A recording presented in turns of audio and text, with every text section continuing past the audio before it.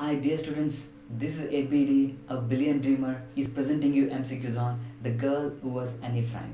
Students, ಅನ್ನಿ ಫ್ರ್ಯಾಂಕ್ನ lesson ಹೇಳಿದ ತಕ್ಷಣ ನಮಗೆ ಸೆಕೆಂಡ್ ವರ್ಲ್ಡ್ ವಾರ್ ಅದ್ರ ಬಗ್ಗೆ ಸ್ವಲ್ಪ ಐಡಿಯಾಸ್ ಇರಬೇಕು.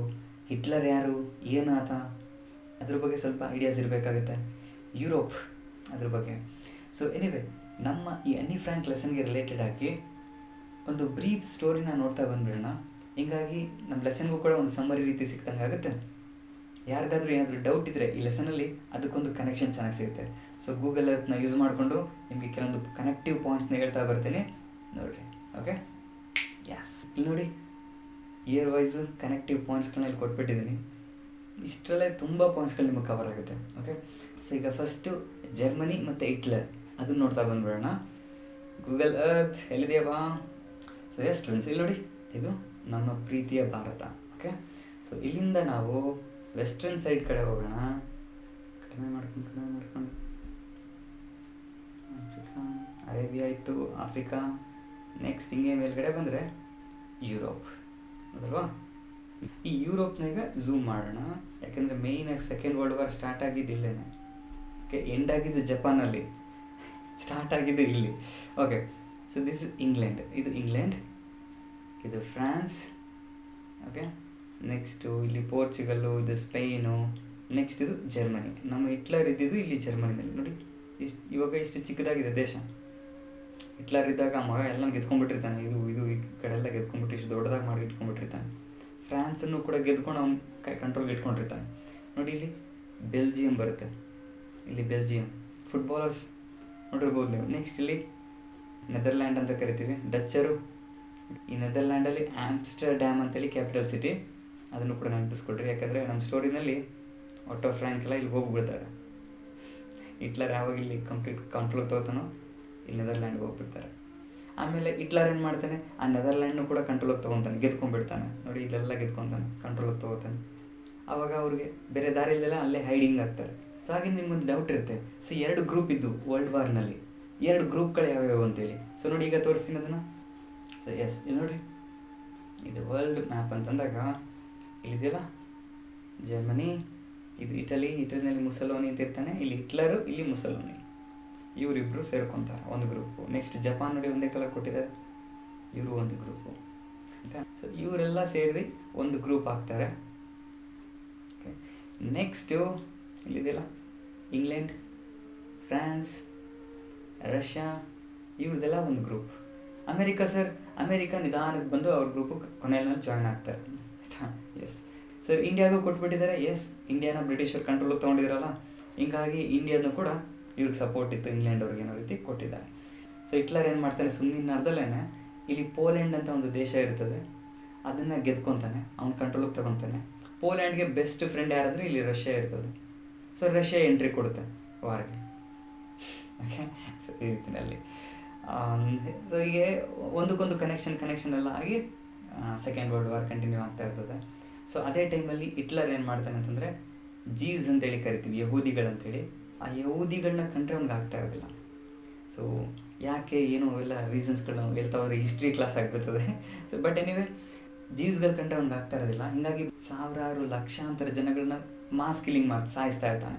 ಸೊ ಈ ರೀತಿ ಅವನು ಹಿಟ್ಲರ್ ಎಲ್ಲೆಲ್ಲಿ ಗೆದ್ಕೊತ ಹೋಗ್ತಾ ಇರ್ತಾನೋ ಅಲ್ಲೆಲ್ಲ ಜೀವ್ಸ್ಗಳಿಗೆ ಕೊಲೆ ಆಗ್ತಾ ಇರ್ತದೆ. ಜೀವ್ಸ್ಗಳು ಅಲ್ಲಿ ಇರೋಕ್ಕಾಗ್ತಾ ಇರೋದಿಲ್ಲ. ಇಂಥ ಒಂದು ಪರಿಸ್ಥಿತಿನಲ್ಲಿ ನಮ್ಮ ಸ್ಟೋರಿನಲ್ಲಿ ಬರುವಂಥ ಅನ್ನಿ ಫ್ರ್ಯಾಂಕ್ ಅವರು ಜೀವ್ಸ್ ಆಗಿರ್ತಾರೆ. ಹೀಗಾಗಿ ಅವಳ ಫ್ಯಾಮಿಲಿ ಎಲ್ಲ ಎಷ್ಟು ಕಷ್ಟಪಡ್ತದೆ ಹಿಟ್ಲರ್ನ ಈ ಪಾಲಿಸಿಯಿಂದಾಗಿ, ಅವನ ಮೈಂಡ್ ಸೆಟ್ಟಿಂದಾಗಿ ಅನ್ನೋದ್ರ ಬಗ್ಗೆ ಬಂದಿರೋಂಥ ಸ್ಟೋರಿ. ಸೊ ಹಾಗಾದರೆ ನೋಡೋಣ ಈಗ ಏನೇನು ಪಾಯಿಂಟ್ಸ್ಗಳಿದೆ ಅಂತೇಳಿ. ಸೊ ಪಿಕ್ಚರ್ನ ಕೊಟ್ಟಿದ್ದೀನಿ, ಡೌಟ್ ಬಂದಾಗ ತೆಗೆದು ನೋಡ್ಕೊಂಬಿಟ್ರಿ ಇದನ್ನ. ಸೊ ಎಸ್, ಈಗ ನೋಡಿ point wise. 1925 auto frank was A banker. ಅನ್ನಿ ಫ್ರ್ಯಾಂಕ್ ತಂದೆ ಅವರು ಬ್ಯಾಂಕರ್ ಆಗಿದ್ದರು.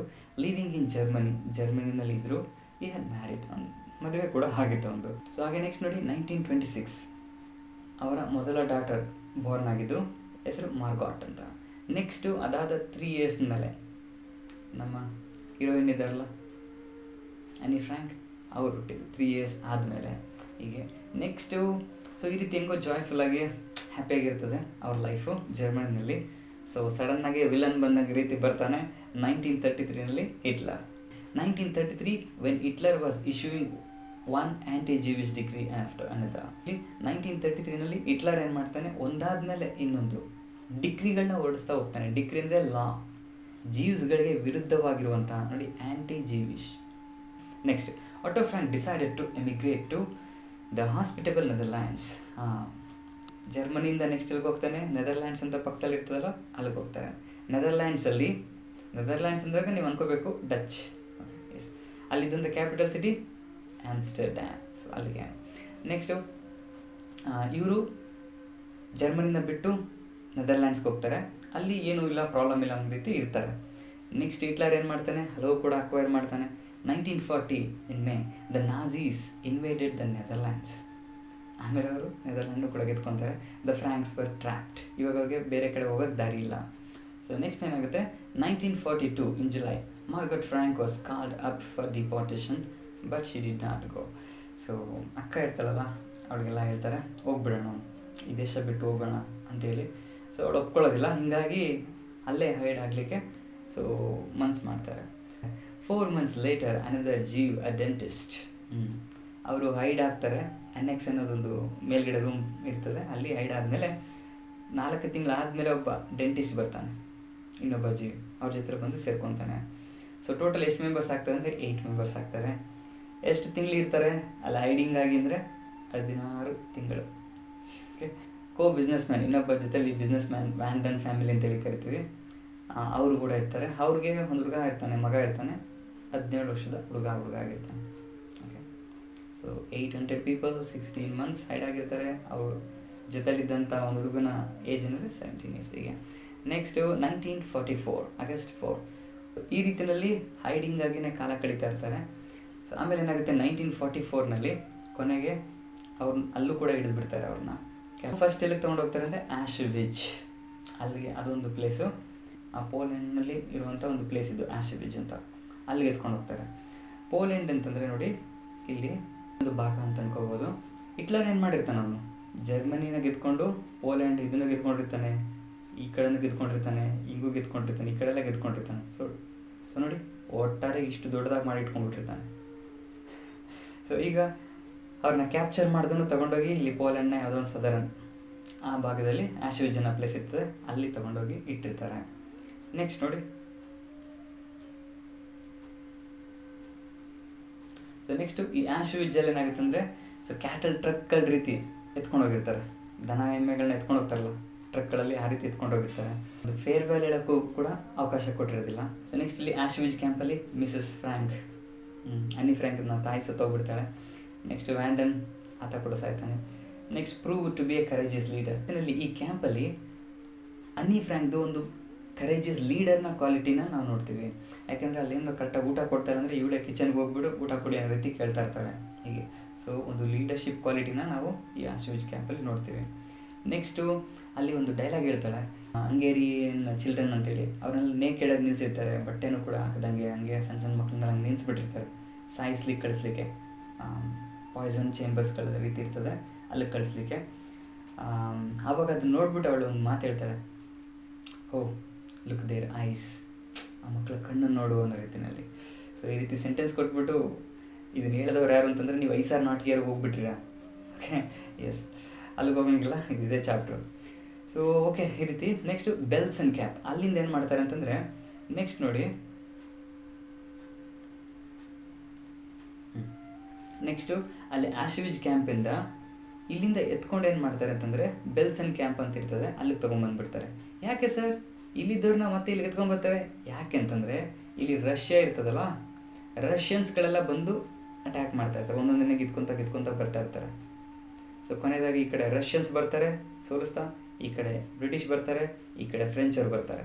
ಇಷ್ಟು ದೊಡ್ಡದಾಗಿದ್ದಂಥ ಸಾಮ್ರಾಜ್ಯನ ಮತ್ತೆ ವಾಪಸ್ ಗೆದ್ಕೊಂತ ಅವರು ಬರ್ತಾರೆ. ಹಿಟ್ಲರು ತುಂಬ ಸ್ಪ್ರೆಡ್ ಆಗಿರ್ತಾನೆ ದೊಡ್ಡದಾಗಿ, ಈಗ ಮತ್ತೆ ಚಿಕ್ಕದಾಗ್ತಾ ಬಂದ್ಬಿಡ್ತಾನೆ, ಆಯಿತಾ? ಸೊ ಹಿಂಗೆ ಕೊನೆಗೆ. ಸೊ ಹಿಂಗಾಗಿ ಯಾವಾಗ ರಷ್ಯನ್ಸ್ ಬರ್ತಾ ಇರ್ತಾರೋ ಅಲ್ಲಿಂದ ಆ ಪ್ಲೇಸಿಂದ ಬೇರೆ ಕಡೆ ಶಿಫ್ಟ್ ಮಾಡಿಸ್ಬಿಡ್ತಾರೆ ಹೀಗೆ. ಅಂದರೆ ಬೆಲ್ಸ್ ಆ್ಯಂಡ್ ಕ್ಯಾಂಪ್ಗೆ ಎತ್ಕೊಂಡ್ಬರ್ತಾರೆ. ಬೆಲ್ಸ್ ಆ್ಯಂಡ್ ಕ್ಯಾಂಪ್ ಅನ್ನೋದು ಬರ್ಲಿನ್ ಮತ್ತು ಹ್ಯಾಂಬರ್ಗ್. ಆ ಜರ್ಮನಿದು ಕ್ಯಾಪಿಟಲ್ ಸಿಟಿ ಬರ್ಲಿನ್ನು, ಮತ್ತು ಇನ್ನೊಂದು ಹ್ಯಾಂಬರ್ಗ್ ಅಂತ ಸಿಟಿ ಇದೆ, ಅವೆರಡರ ಮಧ್ಯದಲ್ಲಿರೋದು ಈ ಬೆಲ್ಸನ್. ಅಲ್ಲಿಗೆ ತೊಗೊಬಂದು ಇಸ್ಕೊತಾರೆ ಈ ರೀತಿ. ನೆಕ್ಸ್ಟು ಅಷ್ಟೊತ್ತಿಗೆ ಆಲ್ರೆಡಿ ಇನ್ನೂ ಸ್ವಲ್ಪ ದಿನಗಳು, ಸ್ವಲ್ಪ ತಿಂಗಳಿರ್ಬೇಕನ್ನಿಸುತ್ತೆ. ಉಳ್ಕೊಂಡಿದ್ರೆ ಆ ರಷ್ಯನ್ಸ್ ಬಂದು ಇವಳನ್ನೂ ಕೂಡ ಕಾಪಾಡ್ತಿದ್ರು, ಬಟ್ ಅಷ್ಟೊತ್ತಿಗೆ ಸತ್ತೋಗ್ಬಿಟ್ಟಿರ್ತಾಳೆ. Next 1957 March, Hamburg student suggested that flower should be laid to mass graves.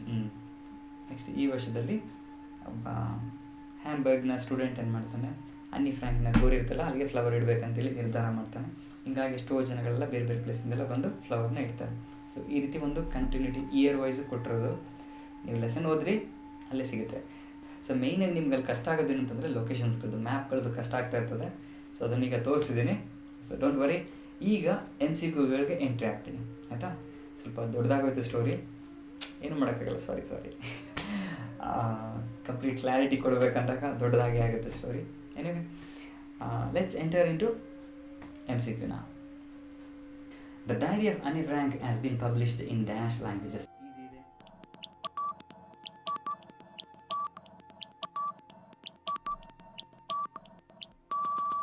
In languages. Okay. Yes. Next, Anne Frank's diary was made into play by.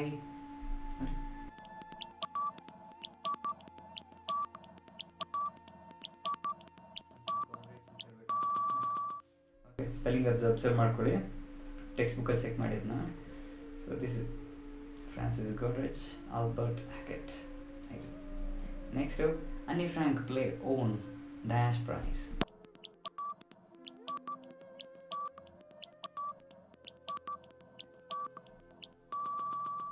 Pulitzer. Okay, ನೋಡಿ, ಜಗತ್ತಿನಲ್ಲಿ ಅತ್ಯಂತ ಶ್ರೇಷ್ಠವಾಗಿರೋ ಪ್ರೈಸ್ ಯಾವುದು ಅಂತಂದರೆ ನೊಬೆಲ್ ಪ್ರೈಸ್. ಆದರೆ ಜಗತ್ತಿನಲ್ಲಿ ಅತ್ಯಂತ ಹೆಚ್ಚು ದುಡ್ಡನ್ನು ಕೊಡುವಂಥದ್ದು ಲಿಟ್ರೇಚರಲ್ಲಿ, ಸಾಹಿತ್ಯ ಬರವಣಿಗೆ ಬರೀತಾರಲ್ಲ ಅದರಲ್ಲಿ ಅತಿ ಹೆಚ್ಚು ದುಡ್ಡನ್ನು ಕೊಡುವಂಥ ಪ್ರೈಸ್ ಅಂದರೆ Pulitzer. 4. Anne Frank's play ran in London for 6 in dash.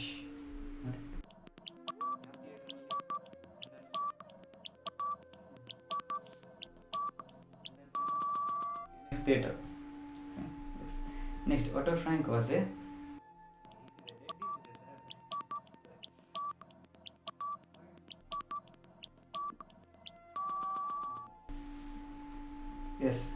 Banker ಆಗಿರ್ತಾರೆ. Next, Otto Frank's first daughter was.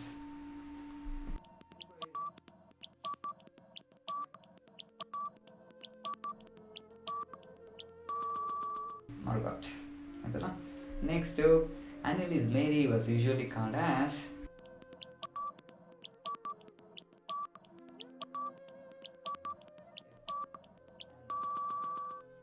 Next, in 1933, villain entry appa. In 1933, Otto Frank decided to immigrate to ಯಾವ ದೇಶಕ್ಕೆ ಹೋಗ್ತಾರೆ?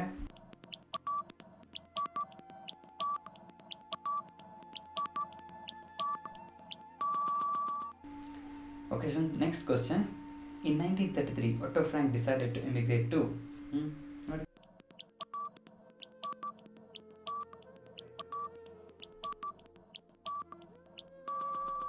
Netherlands. Okay. The partner of Otto Frank was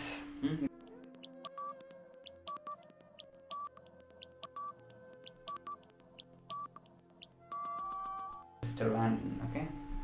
Next, the hidden place of Otto Frank and Mr. Van Daan in Amsterdam.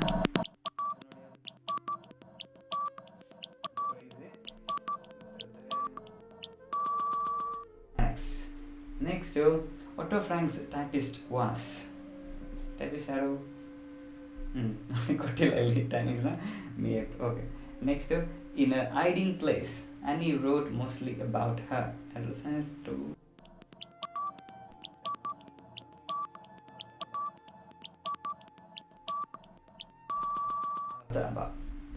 Students, next question, 13th one. Mr. Van Daan's son was dash year old.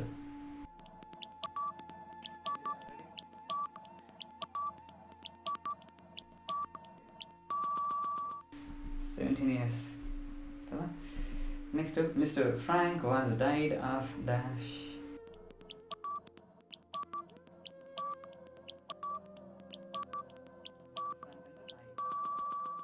ಎಕ್ಸಾಷನಿಂದ ಉಸಿರು ಕಟ್ಟಿ. Poisson ಚೇಂಬರ್ಗೆಲ್ಲ ಹಾಕಿರ್ತಾರಲ್ಲ ಹಾಗೆ. Next, ಅನ್ನಿ died ಇನ್ March.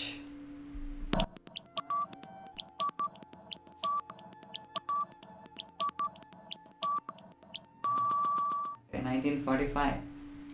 ಆಯಿತಾ? So second world war ನಡೆದಿದ್ದು 1939 45ವರೆಗೆ. So ಅದೇ ವರ್ಷನೇ ಸಾಯ್ತಾಳೆ. ಸ್ವಲ್ಪ ತಿಂಗಳವರೆಗೆ ಬದುಕಿದ್ರೆ ಉಳಿಸ್ಕೊಂಡ್ಬಿಡ್ಬೋದಾಗಿತ್ತು, ಬಟ್ ಏನು ಮಾಡೋಕ್ಕಾಗಲಿಲ್ಲ.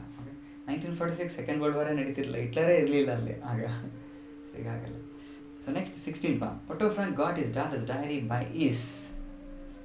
ಆನ್ಸರ್ ಕೊಟ್ಬಿಟ್ಟಿದ್ದೀನಿ, typist. Otto Frank got his daughter's diary by his. ನೋಡಿ ಯಾರಿದ?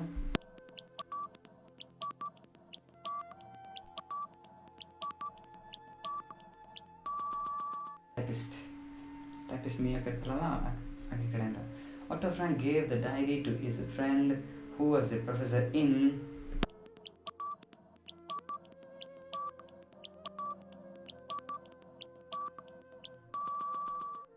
professor of modern history ಅಂತೇಳಿ.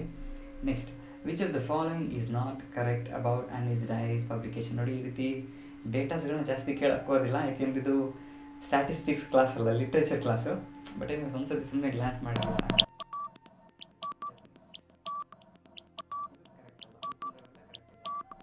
Next, a statue of Annie was presented to Otto Frank by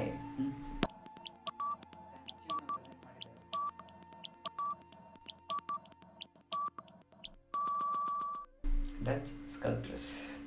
Japanese girls present ಮಾಡಿದ್ದು ಡಾಲ್ಸ್, ಗೊಂಬೆಗಳು. ಇವರು ಸ್ಕಲ್ಪ್ಚರ್, ಮೂರ್ತಿ ರೀತಿ ಇರ್ತಲ್ಲ ಆ ರೀತಿ. Next, money was collected in Vienna for Anne Frank forest to plant the trees ಇನ್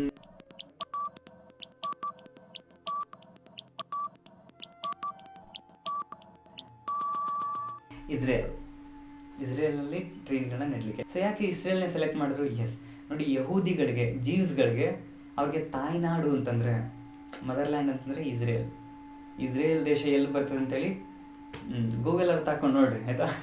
ಇಲ್ಲಾಂತಂದರೆ ಗೂಗಲ್ ಮ್ಯಾಪಲ್ಲೇ ಬೇಕಾ ಸರ್ಚ್ ಮಾಡಿ ನೋಡ್ರಿ, ಸಿಗುತ್ತೆ. ನಮ್ಮ ಏಷ್ಯಾ ಕಾಂಟಿನೆಂಟಲ್ಲೇ ಇದೆ, ಆಯಿತಾ?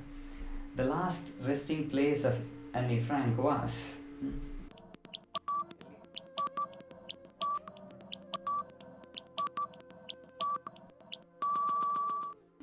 ಹಾಕಿದ್ದಿರೋದು ಬೆಲ್ಸನ್ ಕ್ಯಾಂಪ್ ಅಂತ ಹೇಳಿದ್ವಲ್ಲ. Next, who suggested to offer flowers on the grave of ಅನ್ನಿ.